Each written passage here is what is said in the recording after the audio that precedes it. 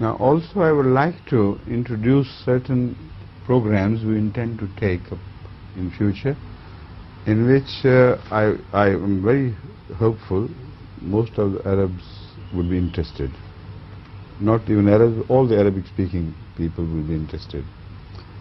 First of all, we are going to have retranslations of all the khutbahs on Gulf crisis, on other important issues, on the allegations against Anti-Ahmadiyya by government of Pakistan and their papers, which are published widely in Arabic as well. So we are going, previously the translation was makeshift arrangement, you know. As I said, so it was being translated. But it is a very poor attempt, in fact. Although somehow the scholar who does it tries to do justice, of course, but it's impossible. When he hears, he translates it. When he speaks, what he hears is missed.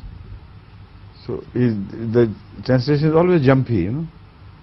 So sometimes it leaves a nasty taste behind. Only the Arabs who are Ahmadis, you know, they try to get something out of it, you know.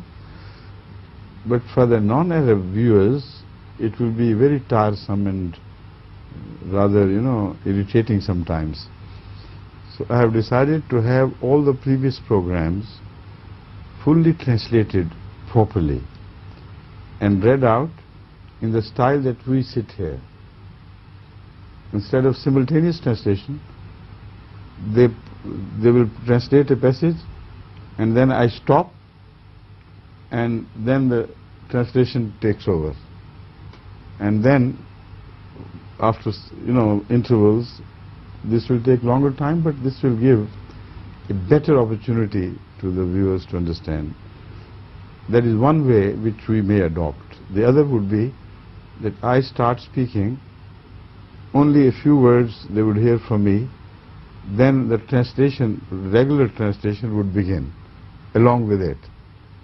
So they hear me, you know, they see my lips moving, they see me, but the voice will be that of a translator who will do justice to all the translation. So one of the two views will be adopted. Then there's so many interesting question-answer sessions and so many participations in various Ahmadi jalsas all over the world. In रुमाल लोग ले लेते हैं मुलाकातों में, तो कुछ नहीं बचता बाज़. So that I was coming to this. Many interesting programs are of common interest to the whole world, because in my question-answer sessions, it's not always that questions are addressed to me regarding Ahmadis, non-Ahmadis differences, but most often by the Christians, by the non-believers, the questions are asked regarding the teachings of Islam. How can we justify this teaching or that teaching or that teaching? So it is a subject of widest interest, which does not particularly interest any sect in Islam, but all the Muslims together. And all the important issues which agitate the minds of the Western people, Europeans and others, also all such issues as are related to the media propaganda by the West, creating a very crooked image of Islam. All these issues are taken up because they are given a free choice to ask any questions. We don't mind, you know. Ask the question and listen to the answers. So in this way, the Muslim world will be enlightened as to how to defend Islam, and how to defend Islam with the grace of Allah so powerfully and convincingly that the questioner is before them. He asks a question, you know, with some vehemence and strength, and before the answer is over, you see him nodding affirmatively and say, yes, yes, I'm satisfied. Sometimes he comes forward, is it? Absolutely satisfied. So if it can satisfy a non-Muslim, why shouldn't it satisfy a Muslim? And why shouldn't he benefit from this? So that will be a very great service to the world of Islam, inshallah. And because the meeting is always interesting, full of intriguing questions, this and that, so they will not find that program boring at all. Then my meetings with ethnic groups, where sometimes the English, sometimes the French, sometimes the African settlers in England, different people come and interview me on every Sunday. That program will also be translated into Arabic. Then my conferences elsewhere. All this will take up at least 2 hours daily for the full 1 year. So the programs are going to increase, inshallah. And when we are ready, we will not try to save ours with the Arabs at all. I would like to shift other hours to the Arab world. But we are only waiting for the programs to come, to be ready, so that without a break, once we take up a program, it continues. Like this, with the grace of Allah, now we know we can continue. But when it becomes full one weekly program, then we'll begin to increase the hours, inshallah. Other important programs which I want the Arab viewers to watch are, for instance, my homeopathy classes. I think the entire world requires them, because modern system of cure is in the hand of certain drug mafias. I'm talking not of surgery, but I'm talking of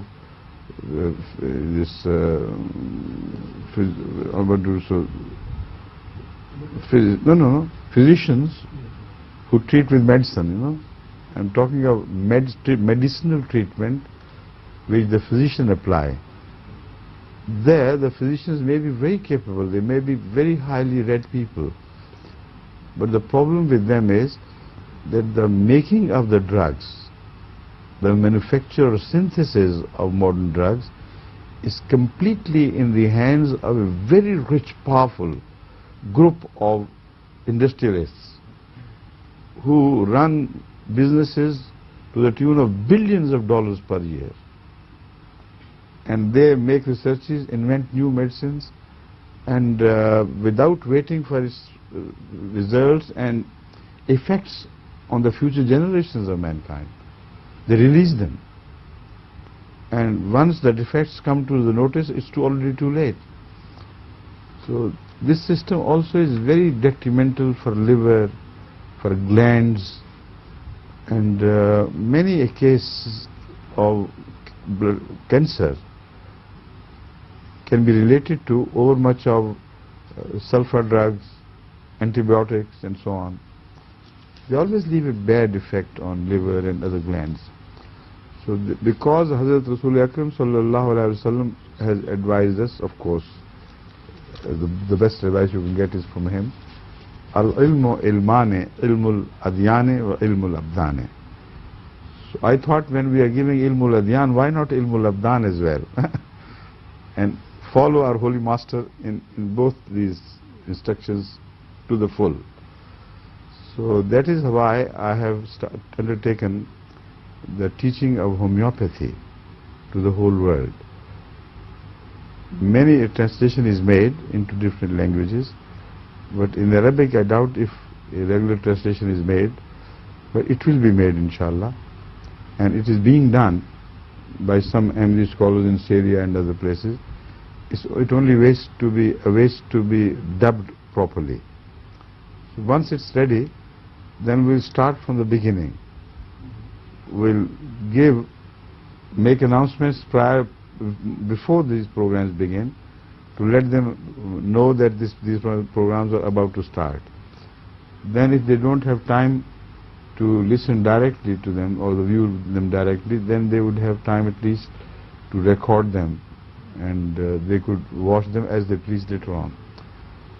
This will completely liberate them from the need to run to the physicians, inshallah. and every house will be provided with a small dispensary at a very cheap cost, and we have calculated it, and we shall inshallah provide them whenever they demand with that home dispensary which covers almost everything. So once you become your own doctors, the family doctors, then in the middle of the night you don't have to run to the doctor for finding somebody, some doctor to come, or you take your suffering child. You handle him when he's calm and he goes to peaceful sleep immediately. So this is the program which I would like to introduce to the Arab world, and that would take about an hour daily, or if you have some intervals in between, then 5 hours daily or 4 hours daily at least. Then we'll have to repeat these programs, because just one hearing is not enough. In the beginning they will find completely, out of their depths to understand them. Gradually as they hear, then they will begin to learn. Then there are also language programs which should occupy 1 hour daily or half an hour at least daily. Urdu I have already started teaching and have advanced quite some. The Arab students who had no knowledge of Urdu before, they can now speak in Urdu, they can understand Urdu, they can relate to me, they can laugh at the jokes. It's surprising, and so pleasant to watch them pick up Urdu so quickly. But we have other languages programs as well, which will follow. And they relate to major world languages. Ahmadis are working all over the world. It is not just the studio which is involved. In every country there are Ahmadi studios. Now all of them are participating all over the world. And they are preparing very interesting programs relating to their countries as well as to their languages. Now speaking of the language first, they will find English lessons on MTA. Arabic lessons you may not need. German lessons, French lessons, or Japanese lessons, Italian lessons, Spanish lessons, Norwegian language lessons, and Chinese lessons. And think of a language, and there you will be. MTA will be relaying programs on these languages, but they are now in the offing, they are being made. I've set them the example how to do it. Now the beauty of this program is that you do not need any other language to learn English from an Englishman. You do not need any other language to learn Arabic from an Arab. Of that I've spoken too long. Let it be translated, then I'll explain it further, so that everybody is ready for these very interesting programs, inshallah. Translation of homeopathy in Arabic would be Al-Ilaj bil-Misl. And many other similar programs will be released once again. Ever since I've come here, I've spoken during my sermons on some very important issues regarding the understanding of the Quran, attributes of God, and Islam's relationship with non-Muslim world, Christianity versus Islam, and so on and so forth. So they are now serialized. The Gulf crisis is one of the examples. What is happening in Bosnia, why it is so happening, and Iran-Iraq war, and what was the meaning of that war. What is happening to the world of Islam, like Turkey, Pakistan, Iran, and what we are afraid of happening to them in future, and who are the forces behind. All these issues are of vital importance to the Muslim world to understand. And my sermons have covered, with the grace of Allah, all these important issues. And I hope when they are translated properly, then the Arabs will be enlightened to a very large degree. And the problem of the split in the Arab world, in the lower order and the upper order, will be resolved. This is a very important issue. When she is translated, then I explain the need for this and my attitude and approach to this problem. For instance, my analysis of what is happening to the Muslim world is of great importance, because once the Muslim leadership understands the problem, then they can treat the problem sensibly, and one can hope for the cure. If you don't understand the disease, how can you cure? How can you to prescribe anything without diagnosis? So there are many addresses which I have devoted particularly to the diagnosis of the Muslim problems, Muslim world all over the world. Now, it has nothing to do with Ahmadiyyat versus non-Ahmadiyyat, you know. It's just a simple common problem. For instance, Egypt is divided. For instance, Jordan is being divided. Iran is divided, though not visibly, but we know it is divided. Pakistan is divided. Saudi Arabia is being more divided now. On what line? Not region-wise, but as far as the tiers of society are concerned, they are split right in the middle. There is an upper society, educated in the Western style, educated in the ways and means of the worldly affairs. They know how to run democracy, they are politicians, they are wise people, and so on and so forth.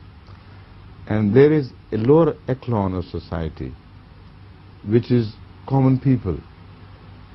They don't have much knowledge of either Islam or of the world, but they rely on their mullahs, their religious scholars, to tell them what Islam is. So they hold a sway on the masses, and they have no share in the government, because the politicians, Muslim politicians, know that once the mullahs, the religious scholars, are permitted to enter politics and capture the sources of power, then the whole country, its interest will be destroyed. Without knowing what Islam is, without knowing what the modern dictates of the times are, they would try to push back the country 1,000 years or 500 years back into the past, with the result that ignorance will rule supreme from then on. Unfortunately, in the name of Islam, imagine. Darkness being spread in the name of the sun, the light, the moon. These are their fears, genuine fears, which they do not express in so many words, but that is why they want to keep the mullahs below.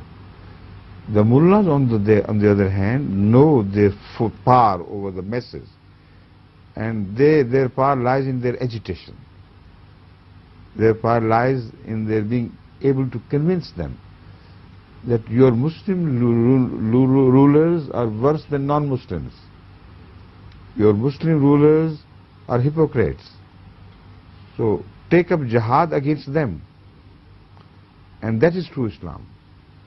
What is happening in Algeria and other similar countries, it's exactly the same story being repeated. So what do we have as a nutshell in the ultimate analysis? What are we left with? We are left with the world of Islam split in the middle, fighting each other. One trying to suppress it, the other trying to create rebellion and commotion among the people to have a bloody revolution brought about. To what end, nobody knows. This is the jihad of Islam being fought within a country, within Muslims and Muslims, and where nobody has a direction, nobody has a set policy. So I deem it highly essential to enlighten the world of Islam on these issues, so they exactly know what is happening and how this should be cured. On this issue I have spoken many a time when it is translated into Arabic, inshallah. and made available to the politician as well as the mullahs and the mullah-minded common people, then inshallah the issues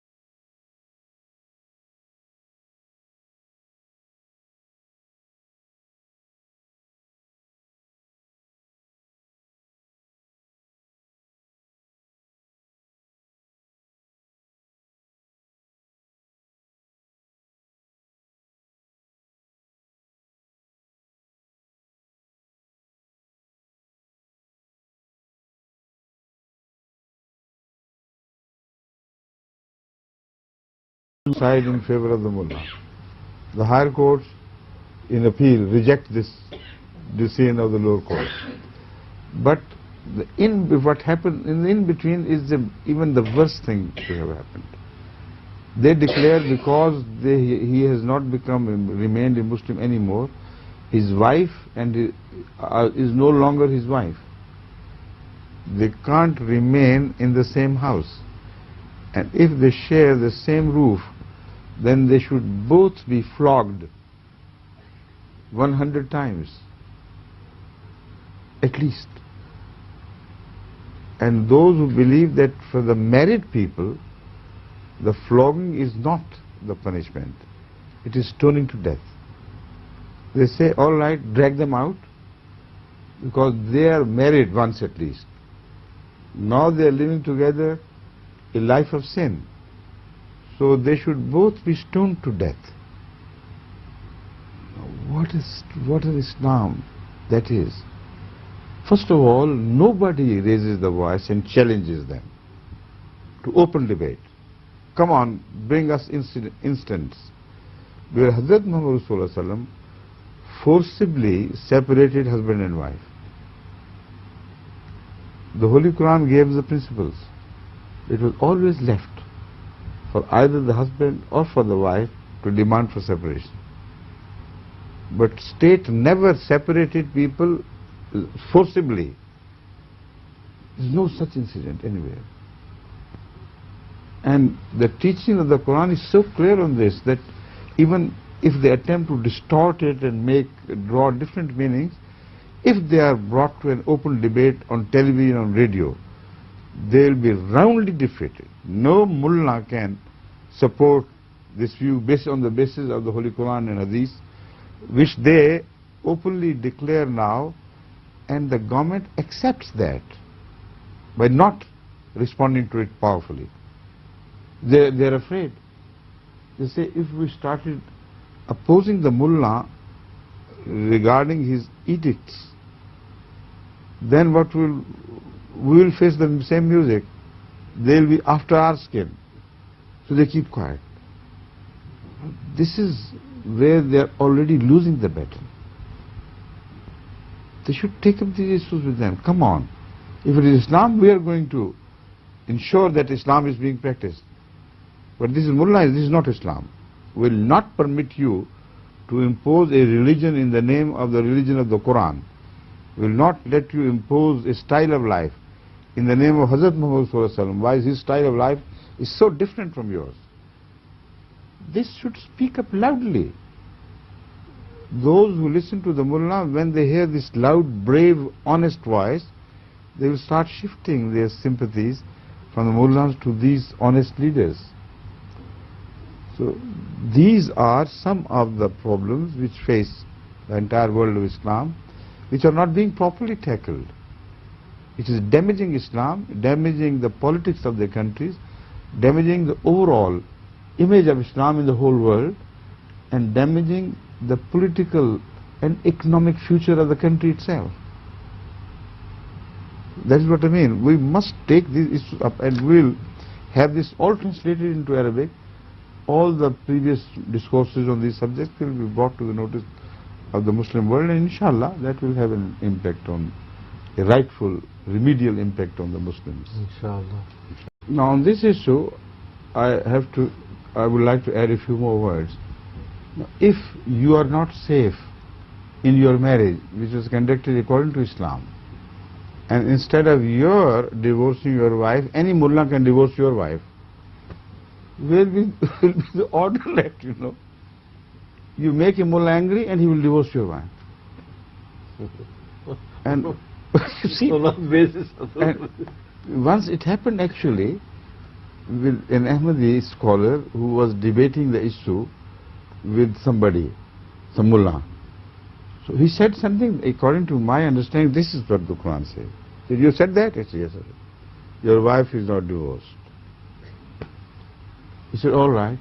You have divorced my wife, I divorce your wife.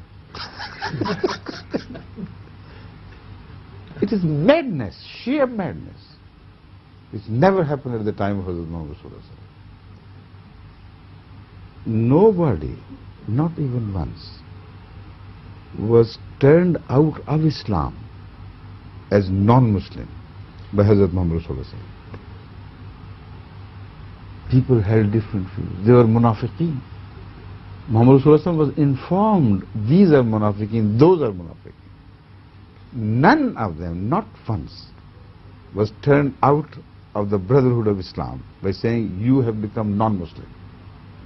Bring one incident, one single incident. And these people have acquired the power which Allah Muhammad did not give to Hazrat Muhammad Sallallahu Alaihi Wasallam. They can say, all right, we will judge you. He is non-Muslim, he is non-Muslim. And the moment they declare somebody to be non-Muslim, you know, the problems begin. Wife is divorced, children do not inherit. The property goes to the state or to some mosque. And so many problems begin to appear. What would be the status of the children in the society? If it is proved that he has been living with these views all his life, then throughout the marriage was invalid, and the outcome was, again, according to them, you know, what they call, I don't know how to repeat it. So we'll meet tomorrow, inshallah.